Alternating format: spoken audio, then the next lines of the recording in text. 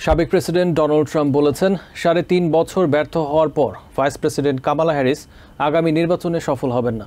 শনিবার পেনসিলভেনিয়ার উইলকস-বেরির নির্বাচনী সমাবেশে ট্রাম্প আরও বলেন, কমিউনিস্ট উন্মাদ কামালা হ্যারিসকে পরাজিত করতে আর মাত্র ৮০ দিন অপেক্ষা করতে হবে।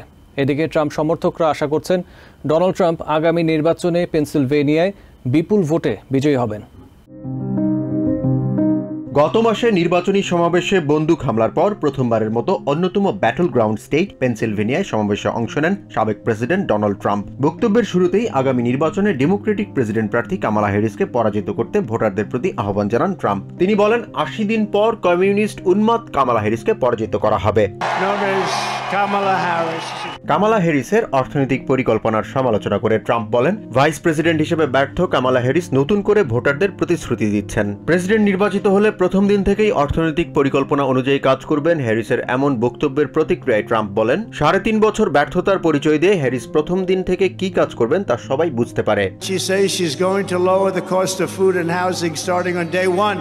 এদিকে ট্রাম্পের সমাবেশ উপলক্ষে উইলকস-বেরি টাউনশিপে জড়ো হন সমর্থকরা। মোটরসাইকেল র্যালির পাশাপাশি অন্যান্য স্টেট থেকে আসা গাড়ির দীর্ঘ সারি দেখা যায়। ইলিনয়ের এক বাসিন্দা জানান, ট্রাম্পের বক্তব্য শুনতে দীর্ঘ পথ পাড়ি দিয়েছেন তিনি। আগামী নির্বাচনে ব্যাটল গ্রাউন্ড স্টেটে ট্রাম্প বিপুল ভোটে নির্বাচিত হবেন বলে আশা জানান তার সমর্থকরা।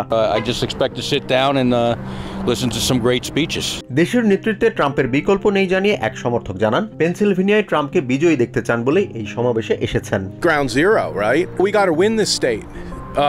Because the choice is obvious. ট্রাম্পের এক সমর্থক বলেন, ট্রাম্পকে সমর্থন দিতে ডেমোক্রেটিক পার্টি ছেড়েছেন। দেশের নিরাপত্তা নিশ্চিতে আগামী নির্বাচনে ভোটাররা ট্রাম্পকেই বিজয়ী করবেন এমনটাই আশা করছেন তিনি। I've been a Democrat for over 40 years and listening to him I changed parties. Jahan Mithun, TVN 24 news desk. New York থেকে সম্প্রচারিত TVN 24 টেলিভিশন বিশ্বজুড়ে বাঙালির কণ্ঠস্বর।